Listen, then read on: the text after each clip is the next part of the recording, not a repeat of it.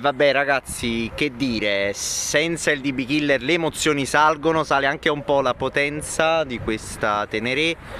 Il MIV suona veramente molto bene, non è facile prendere un audio super decente, quindi spero che comunque il test vi sia piaciuto. Ovviamente non si può circolare così, noi dobbiamo essere tutti eco, green, pro elettrico, quindi le cose belle che emozionano non fanno più per i tempi moderni, ma ovviamente le leggi ci sono, vanno rispettate.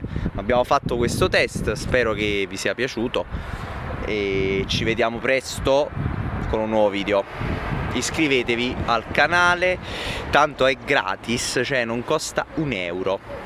E spero che vi siano piaciute anche le manopole. Non è stato facilissimo installarle, ma ce l'abbiamo fatta.